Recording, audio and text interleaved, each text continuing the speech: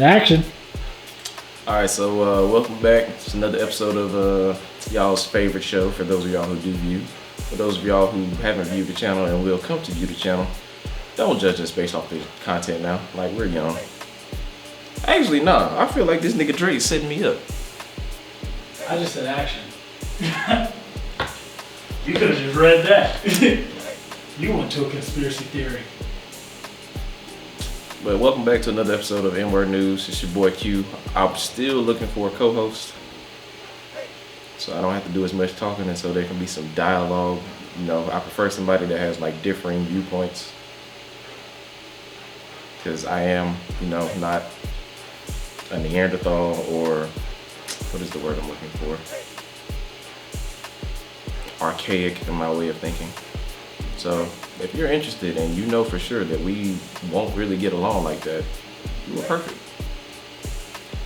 Anyway, the government has approved the new stimulus package. Didn't they come up with some stupid ass name for it?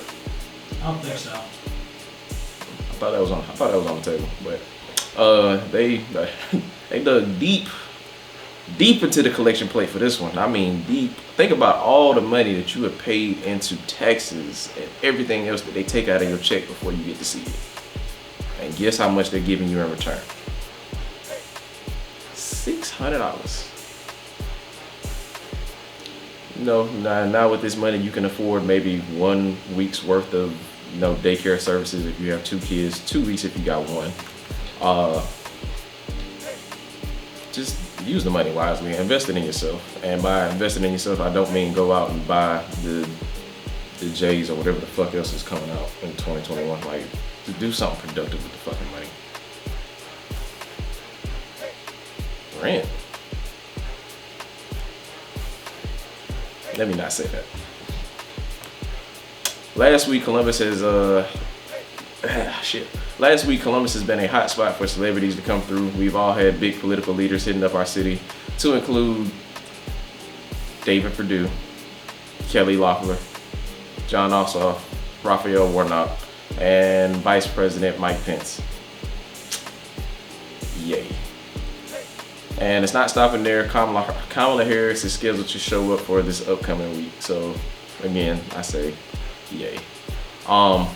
Another note, do not be fooled into thinking that these politicians give 2 fucks about you getting this COVID-19 vaccine, because if you watch the video that Pence has on his page of him, his wife, and I can't remember the other person that they had in that video to get the shot, notice how different the administering of getting the shot was. Like, Pence and his wife, they applied the Band-Aid prior to,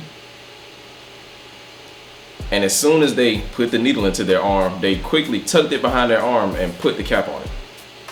And then they put the Band-Aid on. Now, think back to when, as far back as you can remember, when you started getting vaccinations. Did the doctor ever put the fucking Band-Aid on your arm first? That's red flag to me, number 1. Number 2, why is it such a big thing to tuck the needle like behind their arm and put the cap on it? Like, that shit didn't make sense to me. That's how I know. And there's also a video floating around where you can see that the needle that they're using is like, as you push it into the skin, it retracts back into the cap of the syringe. I see one of Australian president or whatever political leader, they didn't even take the cap off the needle. Like, you dead ass saw a giant plastic tip on the needle when they pulled it out, and it was just like, you didn't even fake that one well. Fake like that. Here's the thing, even if they wanted to fake it, just get saline. At least people can see a needle going in and you pushing. That's all the IV drip is. I'm really glad that people are smartening up and realizing that Western medicine is garbage compared to what's out there that they don't want you to know, because there's far too much money tied up into keeping people sick instead of just giving them a cure. Because then people going to school for medical degrees such as nursing, becoming a doctor of whatever field you choose, like, it's a waste. Like, the medical system is so corrupt now that if you were to go back and undo the harm done by Western medicine, you're gonna put thousands and thousands of people out of jobs, and it's just like, that's a bullet that we can't afford to bite, like, nowhere in the near fucking future. that's my take on it. Like, comment down below if you disagree. I will actually respond back to you. Or Dre will on my behalf. He sees it first. Travis Scott is continuing to enjoy his 2020 with another major deal. Travis Scott has started the year with the Fortnite gaming event, then switched over to the Cactus Jack meal with McDonald's. The third deal and the last bit of greatness on the way out is an alcoholic seltzer. Travis got his brand Cacti Agave made with agave plants. He'll have 3 flavors, pineapple, strawberry, and lime. Before y'all niggas go crazy and be like, what about us? Obviously, this shit is not marketed for y'all. It's marketed for females. So with that being said, don't get in your fucking feelings. Go drink that goddamn Hennessy that you've been drinking all this fucking time. Let this dude do something for the women. Anyway, if you're trying to get straight up drunk, this probably ain't it. Thank you. Again, marketed for fucking women. Shit.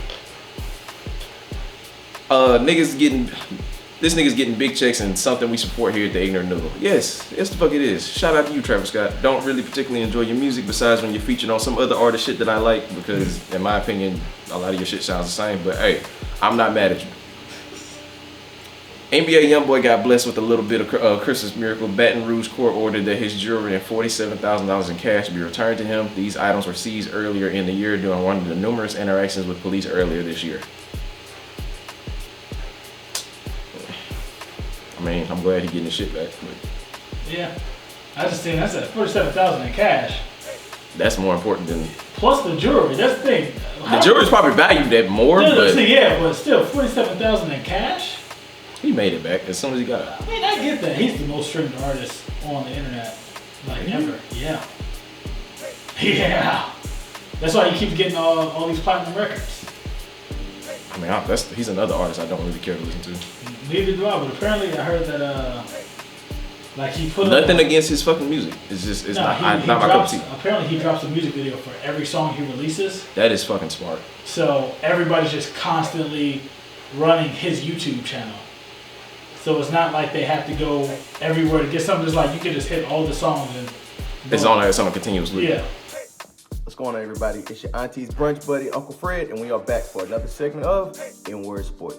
Michael B. Jordan is being a pioneer as well and putting in his effort to making sure that an HBCU showcase, aka the Hoop Dreams Classic, is taking place in his hometown of Newark, New Jersey for 2021 season. Now, I love what Michael B. Jordan is doing as we are all trying to do our best in making sure that we transition HBCUs into a level playing field. And this is a big part of it. Having a tournament specifically for HBCUs. Now, I do understand that he is from Newark, New Jersey, and he wants to put it in his hometown. Completely understand that. I would love to see how this turns out. I personally feel like Atlanta, Georgia would be the best place to make an event like this come true. I mean, Atlanta is a staple. I mean, I don't know too many African Americans or any people who don't want to come to Atlanta.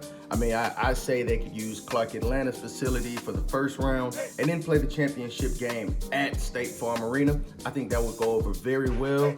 But then again, I don't have the resources to put this event together. I still, again, want to applaud Michael B. Jordan for his efforts. This is really big. Now, I will say this, the 4 teams that I believe should make it in, just going off of this season alone, we have Norfolk State as the #1 team to make it in. Howard University, you need the crowd. And I feel like Howard's crowd would draw. Now, granted, I don't believe Howard is one of the perennial powers in basketball, but when we talk about a university, when we talk about the Mecca, you have to get them involved. You're talking about having Lance Cross coming, Felicia Rashad, if we're lucky to have these type of people in attendance to these events, but you have to have Howard. You have NC Central, who I believe will follow up as their 4th team, being that they have the best player in the MEAC. Really, I believe one of the best players in all of HBCU basketball in CJ Kaiser. But I really would love to see those 4 teams. Honorably mentioned, I have to say Coppin State. I don't know if a lot of people have been paying much attention to those guys, but they have been really playing their hearts out this year.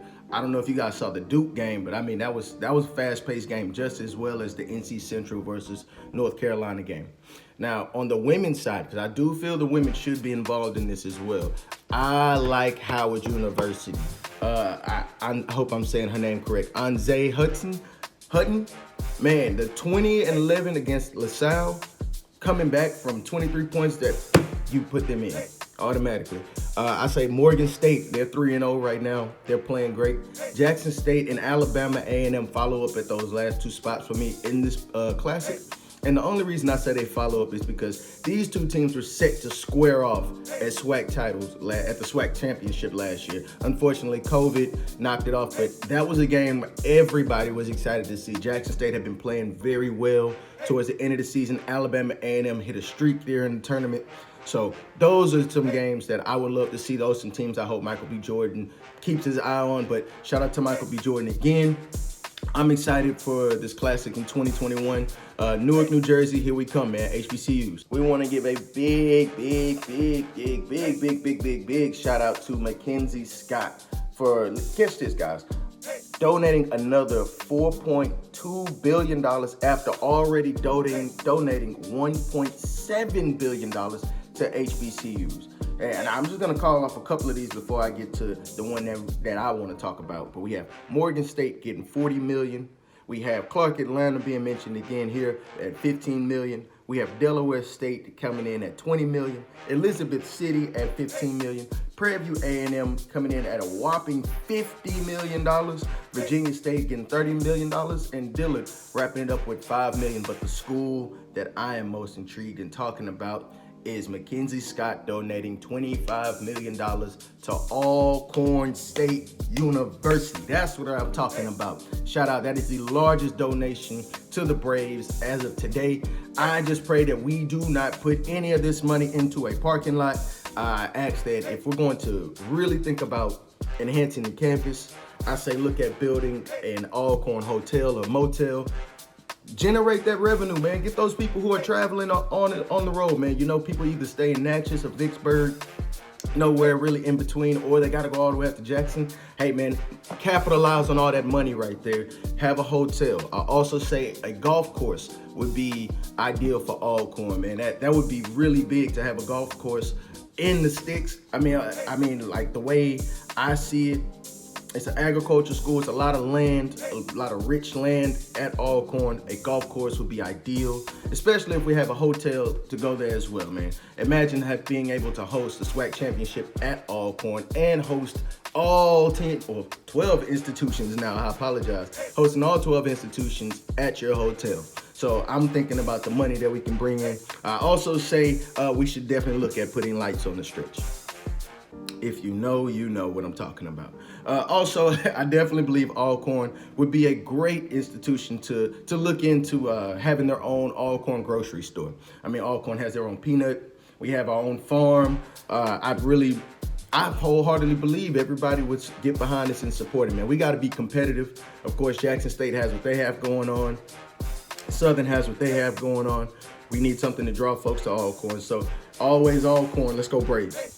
And the biggest news, which I still am not understanding how this is not the biggest headline in sports. Uncle Shannon Sharp, I'm upset that you haven't been talking about this. Man, if you have, I apologize, I missed it. Stephen A., I'm surprised you haven't covered this. Again, if I missed it, I apologize. But Deion Sanders has the best recruiting class in HBCU history. He has the #1 recruiting class in the FCS. He has taken recruits from the SEC. He has landed recruits out of the ACC. He is doing numbers right now to say this is an HBCU. Now, I still say Alcorn beats Jackson State by 3. I still have Alcorn winning the SWAC title. And my reasoning for this, even after hearing what Deion has laid out, Deion's going to have the best defense in the SWAC. I'm calling that right now. If you look at the recruits, this defense is going to be immaculate. Now, as far as his offense, there's a lot of stipulations going on. I have a lot of people asking, will his son play? Are all these transfers and all of these recruits going to be able to play immediately because we're playing in the spring now? No. So if you are competing in the fall currently, whether it be high school or on the university level, you will not be eligible to participate in the spring. But fall 2021, I do expect Jackson State to be in the conversation for the SWAC title. I expect for them to be in the conversation for the Celebration Bowl. I expect for them to also upset a PWI program, one of those larger FCS programs, a Jacksonville State. I don't know if they're ready for North Dakota State yet. I want to see the entire team put together with the recruits. I want to see the entire class together. But as far as this season goes, the spring 2021 season, I still have Alcorn winning that. We have Alcorn by 3. I'm not gonna lie to you. I don't see it in Jackson State's offense. I'm not impressed, honestly. I see a lot of people wanting to crown them. Oh, well, they're gonna be the best HBCU in the country. Listen, you still got NCAT walking around. You still got my Braves walking around. So you watch your mouth, all right? Alcorn by Trey. Y'all, appreciate y'all for tuning in for another segment of Inword Sports. I look forward to seeing you guys next week and covering what's going on in HBCU news off the field. All right, guys, y'all have a great one. Now to the yard hiring segment. So Sin City Glam is a makeup artist, stylist, and wig maker in Houston. While Houston is opening back up, I'm sure y'all need to get her services. If you need it, get at her. Glamour Galore is a special business because it is indeed Smurf's 17-year-old cousin. He's like probably our #1 supporter of this channel. Ain't no probably. He is our #1 supporter of this channel. So shout out to Smurf. Like, you know, we always got you here at the Ignorant Noodle. Like, whatever you need, bro. Like, just get it on us. No, just tell us. Yeah, like. She sells lip gloss. They come in little packages called glam packs. It comes with hair clips and things. Go and support her for us, for Smurf, for this young lady that is delving into the realm of entrepreneurship. I'm glad to see it. Bang Inc. is a tattoo artist in Atlanta. She appeared in season 9 of Ink Masters and does really dope work. Did I watch season 9? Okay. Keem is Rare is a resume writer in Oak Cliff, Texas. If you are looking for new work or just think your resume needs some upgrading, contact Keem. And we out. This is a short episode. So enjoy your week. If you like the content, at least hit the like button. If you don't like the content, dislike it, because that will give us a clue about what we need to do better for the coming year in 2021. We just want some interaction. That's all. We do not mind having differing opinions and views come to the channel. Like, interact with us. Now, before we get too busy to respond back to y'all.